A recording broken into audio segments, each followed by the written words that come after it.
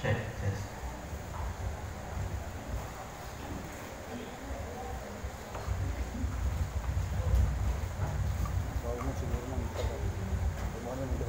Check. Blessed morning sa ato ang tanan. This our family day. The same time, last Sunday of the year. Tama ba? Kaya ringa sa tapat, ay greet siya, Happy Family Day! Happy Family Day, my dear! Salamat sa Ginoo. Salamat sa Ginoo. So, talagang kayong Ginoo kanang sa tibok tuig. So, nagabadayon ta mga kanang nag-serve diya sa Ginoo. So, nakadako na kanang kadaugan para sa tuwa. Kaya nagabadayon ta.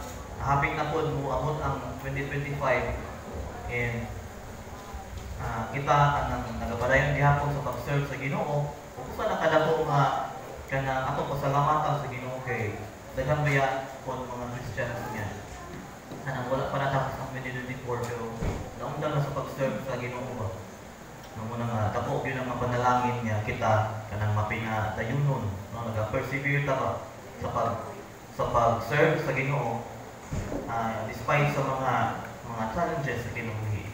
So para sa ito ang message karon, ito ang title karon sa itong mensahe kay ang Godly Family. Focus ko ako sa family since family day na itong Sunday karon. And ito ang text itong gibasa kayo na in Joshua chapter 24 verses 14 hangtod sa 15. Diya ito ang main text o diya punta ng focus this morning sa ito ang mensahe. Once again, I request everyone to please stand. Ato ang balikod pagbasa ato ang main text sa 14 and 15. And then we will pray after. Verse 14, ako masawang sa Bisaya na po. Busa karon, kalukin ninyo ang Ginoo ug alagahan siya sa pagkamatinud-anon o sa pagkamatinumanon. Isalikway ninyo ang mga Diyos nga gialagaran sa inyong mga ginikanan sa unahan sa suba sa Ehipto o alagari ang Ginoo. And in verse 15, o kung dili ka mo buot mo alagad sa Ginoo, pagpili ka mo karon ning adlaw kung kinsa ang inyong alagaran o ang mga Diyos ba nga gialagaran sa inyong katigulangan dito sa unahan sa suba o ang Diyos sa mga Amorihanon nga ang yuta o ang inyong gipuy-an. Apan alam na nako ug sa akong panimalay mag-alangad kami sa Ginoo. Father in heaven, we thank you, Lord, and we praise you sa karong gibuntag Ginoo. Salamat, Lord. This is the last Sunday of 2024, but still you are faithful to us, Lord. You are still a loving God, a gracious God. Salamat, Lord, sa tanan ng mga pamilya na karon na nagkauban sa pagsimba sa imong Ginoo. Lord, we ask nga ikaw padayon magapanalangin ka namo, Lord, karon as we learn about a godly family.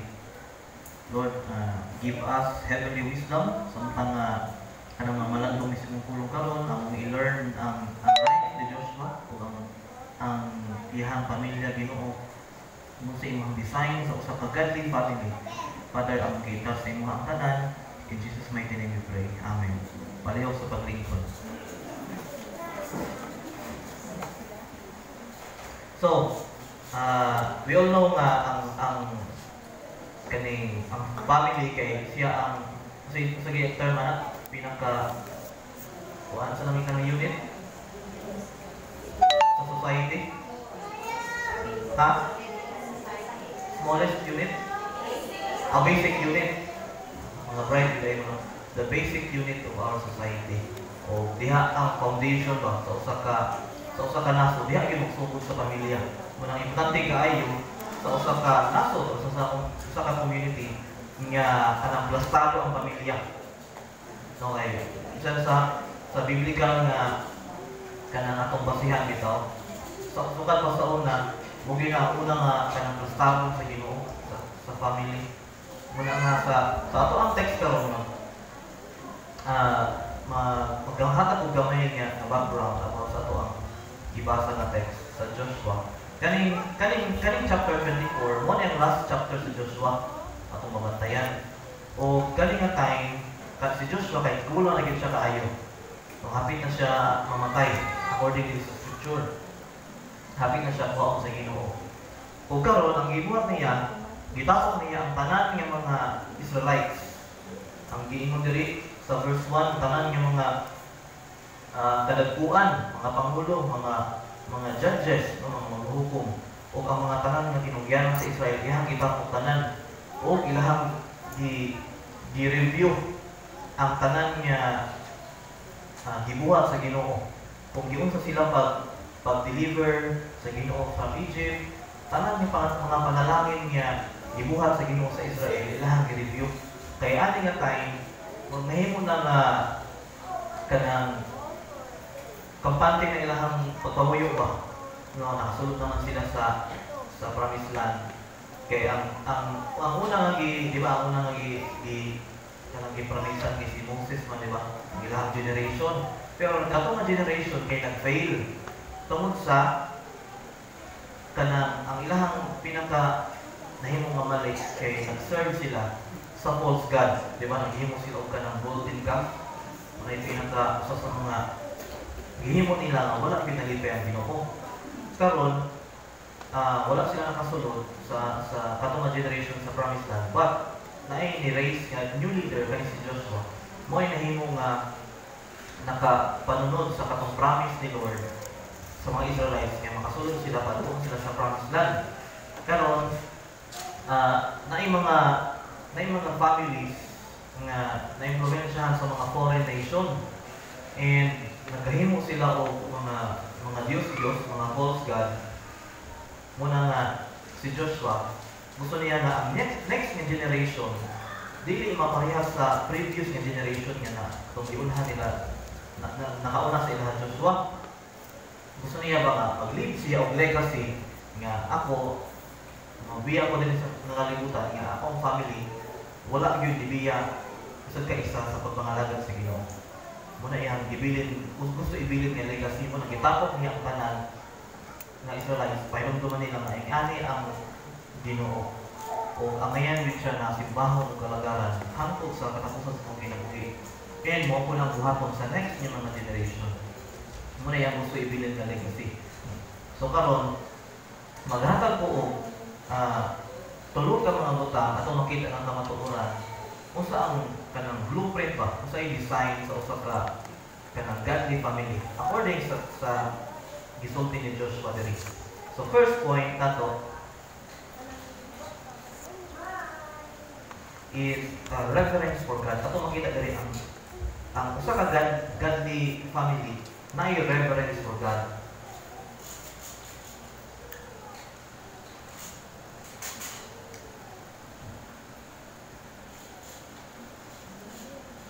Balik ko sa next slide.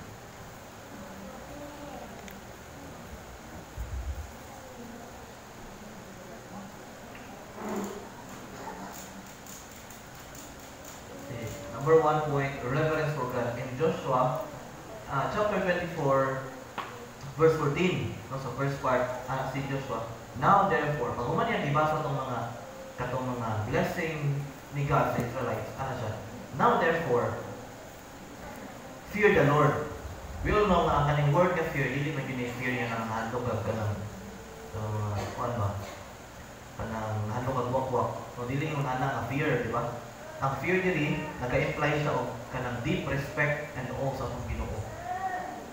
Kanang imong gina-recognize ba ang greatness ni Lord. Mo ni pasabot sa fear. Fear the Lord.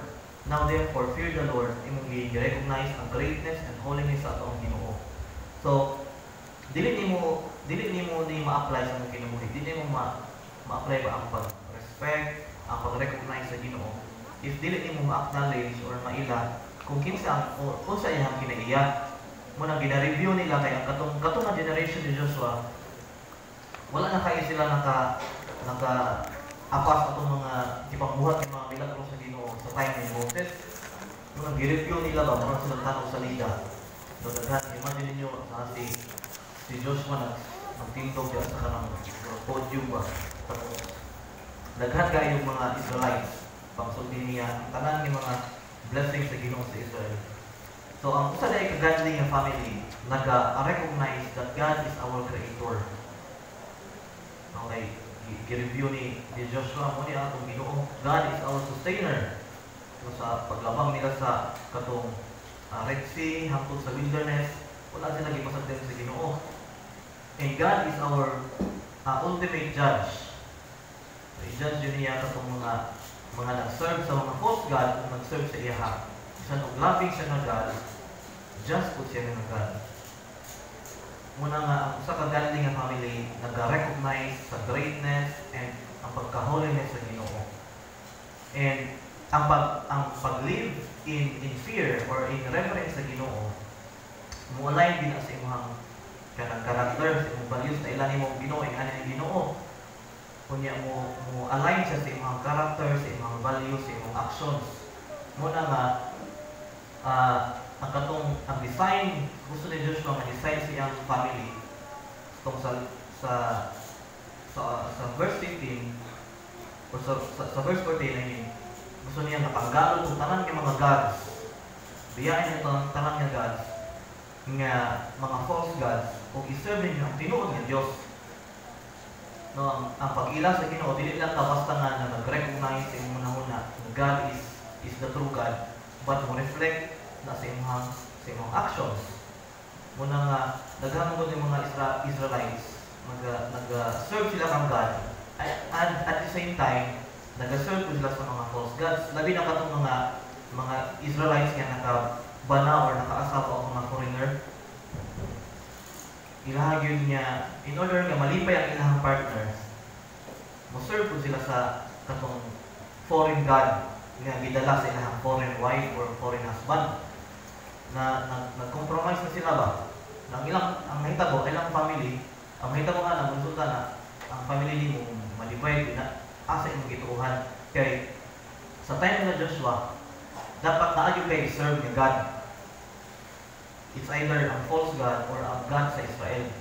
Wala gyud kanang Israelite nga nag-serve, wala i-serve ni God. Naadyo na siya in-serve ni God. Motong deklaro ni Joshua nga, now fear the Lord or respect the Lord.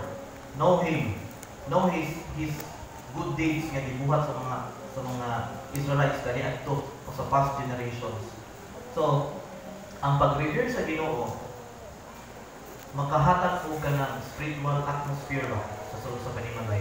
No? Ang holiness makita sa sulod sa panimalay mo reflect na sa inyong family.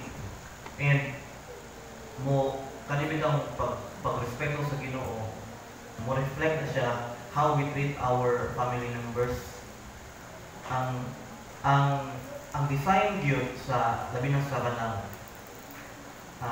sa mga Israelites, ang ilang kultura, dako ilang kanang stricto sila ba sa kang hierarchical sa sulod sa family. Nga ang father gyud ang nay absolute nga authority sa sulod sa panimalay.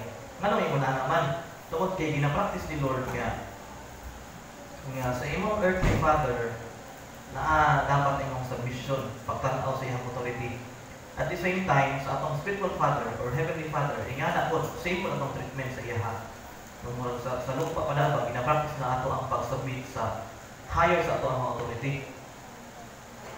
So ang ato ang pag-respect and pag-revere sa Ginoo mo reflect na sa atong pag-treat sa sulod sa panimalay. Kung saan nato pag-resolve sa mga conflicts, kung saan nato pag-approach sa mga challenges sa life. Kung daghan sa og kanang benefit ba, dili lang sa basta na nag-fear lang sa Ginoo kay halos sige mo na manugan bata pa ka, the fear of the Lord is the beginning of wisdom. But na siya kanang there's something more behind anong ningon man sila, the fear of the Lord is the beginning of wisdom, or fear the Lord and serve Him. So sa atong application ani, parents, ang mga parents mag-set din sila og kanang spiritual tone. No, ang design sa Ginoo sa usa ka godly family, ang parents mo ay mag-set sa spiritual tone. Muna nga blessed gyud ako sa family nga ang ilang parents sila gyud ang primary nga kanang spiritual leaders sa ilang family. No, dili man gyud tanan, pero kana ang design sa Ginoo, ang parents sila gyud dapat ang spiritual leader sa sulod sa panimalay. So, dili unta mo tao. Pero ang reality kay dili man nimo nana tungod kay usa ka factor gidaot sa kaaway ni Satan ang design sa Ginoo nga ngani dapat ang family. So ikaduha, ang mga amahan o inahan should be the model of integrity and faithfulness and dependence to God. No, like sa gipakita ni Joshua, siya ang nag-serve as spiritual leader or father sa tibok Israel. No, kaya siya man ang gilang nga kanang leader nila ani nga time. Gi-model niya nga naa ang integrity and faithfulness sa iyang true God, no, ang God sa Israel. Gusto niya nga kanang i-model ba ako ang mag-set unsay standards sa usa ka godly family para mapanunod sa mga sulod nga mga generation. O same po na sa ato karon, no, sa ato pag-apply karon. Importante kaayo nga ingon ana ang design sa family. So reverence ang pag-revere sa Ginoo is the foundation on which a godly family is built. Usa na kamatuoran akong makita diri sa example ni Joshua. So when family honor God in their daily lives, they reflect His character sa mga nakapalibot sa ilaha, sa community, o nag-set siya example for the future generations. It begins with small, consistent acts of devotion that remind everyone in the household that God is at the center of their lives. So, importante kayo, ako balikon, a godly family is a family who revered God, who fears God, or in other words, who respects God. Gi-model ni Joshua. And mo ko na ito ang sundon nga design sa ito karon. Second point, commitment to holiness. In Joshua chapter 24, verse 14b, yung siya dali, put away the gods that your fathers served and serve the Lord. So sa kaning words ni Joshua ani nga time, gi-emphasize niya ba nga dapat na turning point ani nga time sa mga Israelites. Kay bisan og nasakop nila ang promised land, naagya ko yung mga pipila ka mga foreigners ako nga land na nagpuyok sa mga hilit nga mga lugar sa promised land. So naagya ko yung mga ginagmay nga mga influence sa mga kanang foreign culture o foreign nga mga beliefs and system sa pagdumala nila silang pamilya. So nadaot gihapon murag at some point murag nabahiran ko kanang corrupt nga design sa usa ka pamilya ang Israelites. Munang gina-review sila ni Joshua ani nga time. So kani nga principle is kanang still relevant today. True service to the Lord requires ang true service sa Ginoo nag-require siya og kanang pagkuha or pagsalikway sa mga butang nga mga maka-distract sa atong devotion sa atong tinuod nga Ginoo. Unang yung si Joshua, put away the gods that your father served. Kay nahimong kusog ang sistema sa mga foreigners kay, di ba? Ang stricto kayo sila sa ilahang kanang amahan nga mo ay absolute nga nay authority sa sulod sa panimalay. Karon nasagulan siya og kanang foreign nga belief. So nasakol to nga sistema ba. So karon nahimong strong, labi na kung foreigner ang imong papa, nahimong strong ang iyang pag-promote sa iyang foreign god. So napektuhan ang mga anak. Karon niingon si Joshua nga tanggalan tong mga foreign gods nga gi-focus sa inyong mga amahan. So kaya ang amahan mo gina-mention niya permitted ang amahan kay mo ginanay sulod nga authority. Pag makuha ni mga amahan, kuha ni mga tibuok pamilya. So unsa may mga kanang modern idols or modern gods na to, kung hindi man kanya makadungog.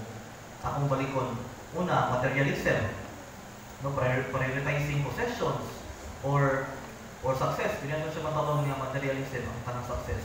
Atong ginapulso over our spiritual growth. Mahimo na siya nga modern idols na to. na i-prioritize ni mga imong possessions in any way nga nakailog ba, naka-distract sa atong tinuod nga devotion sa atong Ginoo. That is an idol. Kaduha kaning technology. Ang technology, especially ang cellphones, gamit yun siya kayo. Tama? Grabe yun siya huwag ka nang gamit sa tuwa. Kay ang labi na ka lang, ang pag-mensahe na nagaan, ang message ba, pag-text o pag-chat, dali na yun kayo no, compare sa unang panahon. Mga pila pa ka weeks or pila pa ka months siguro, ang madawat ang imuhang gi-message sa kinsa imuhang ipadala sa sulat.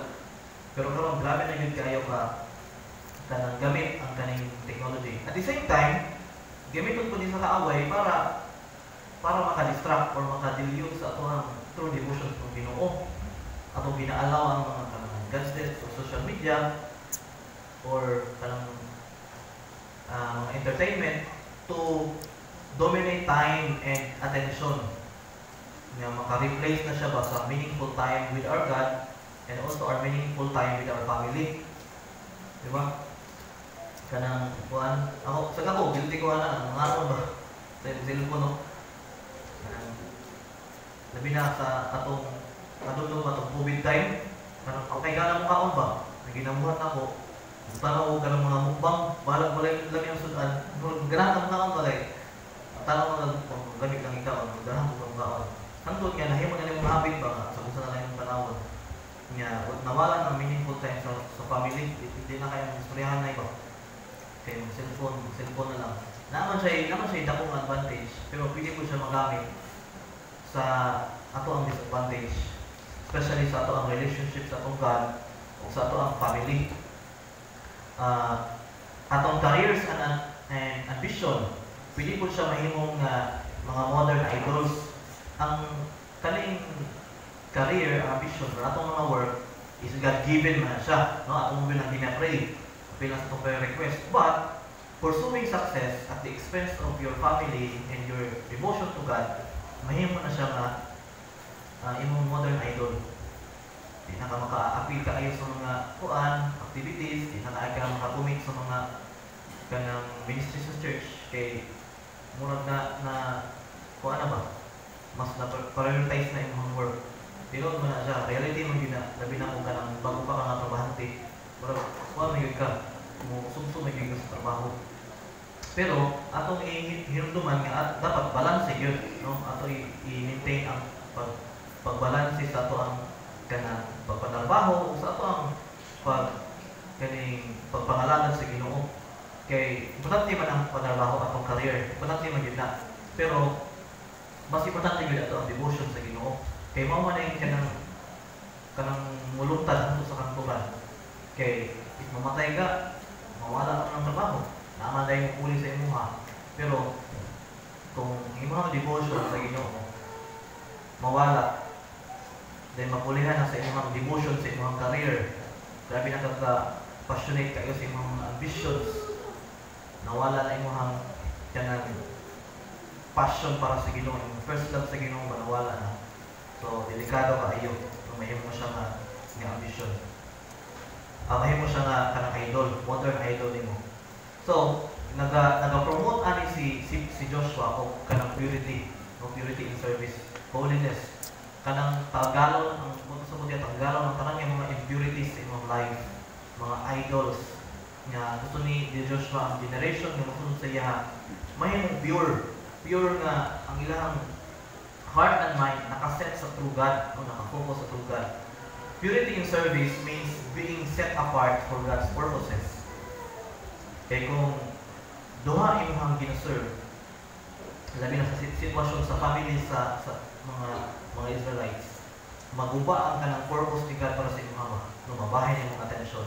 Dili si God gusto kay imong anak. Kaya pure ang imong heart ug imong mind. Kaya para lang siya sa Ginoo. So, in line with this, it involves rejecting anything that competes with our relationship with the Lord. So, dapat wala mong tanang yung makakompetensya sa atong relasyon sa Ginoo. So, application ani, atong yun,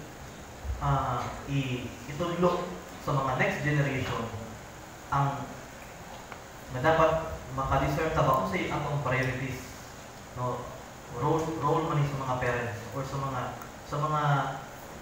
mga kuya or ate, no, pwede nato ni mabuhat to teach our children or atong mga mangkod to discern priorities nga atong ma-recognize dapat nato ang difference between temporary pleasures and eternal values.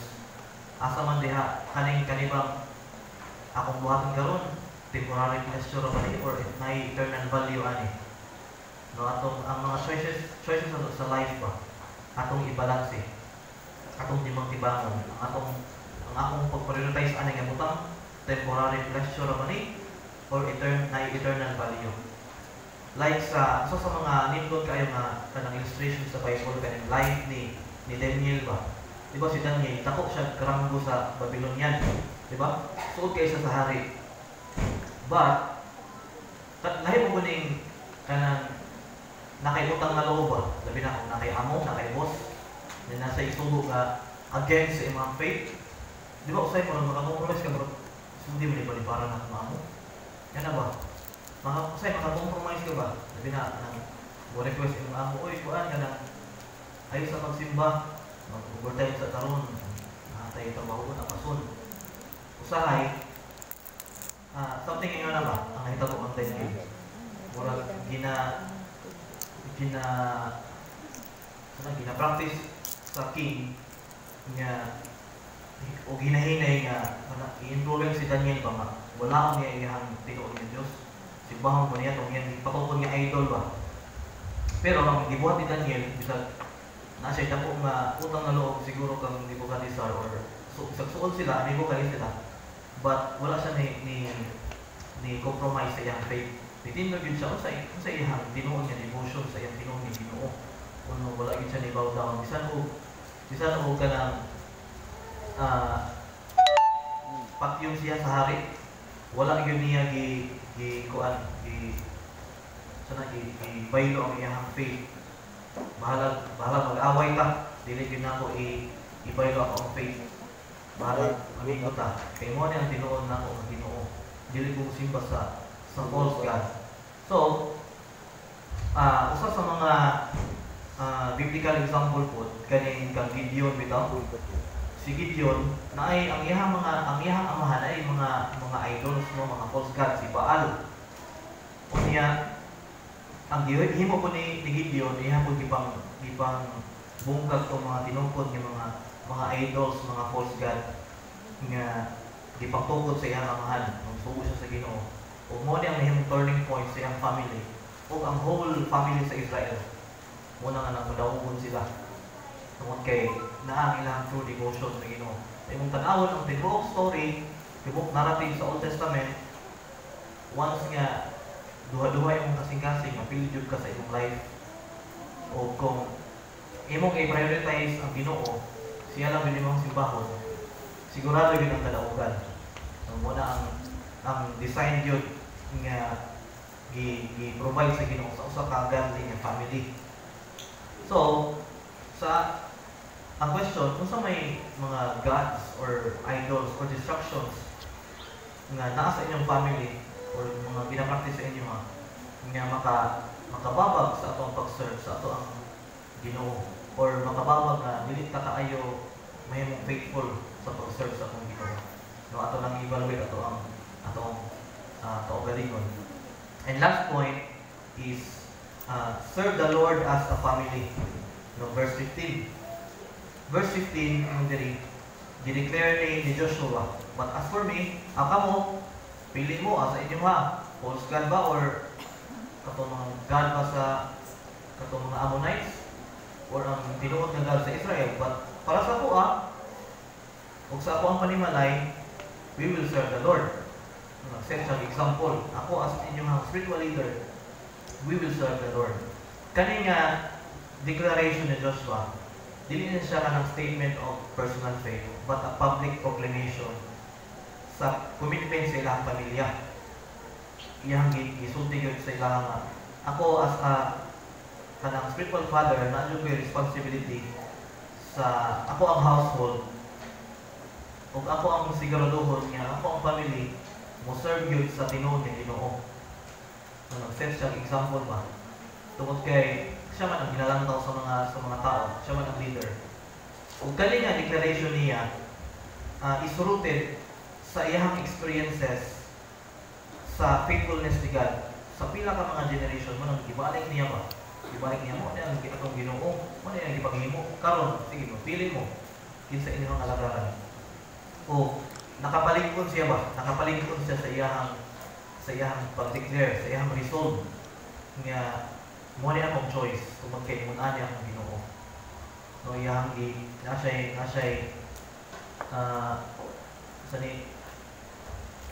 kanang character ba kanang fair siya, but dili siya kanang murag Hitler ba nga kanang Dictator? dictator ba? Di siya dictator. Ihatagan niya kagawasan ng mga Israelites, pero ipahinom naman niya. Mo niya itong Ginoo. So, serving the Lord doesn't happen by chance. O dili sa chance, but it requires intentionality.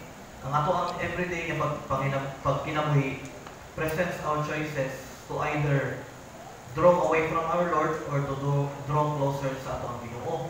So, natay choice. Pwede sa gibuhat ni Joshua, papili niya, itagaan nila silang choice. Muna nga, matawag na ito ang pag-serve sa Ginoo, it requires intentionality. Imo ang dapat intensyon. Nakasabot si Joshua na there is a need for consistent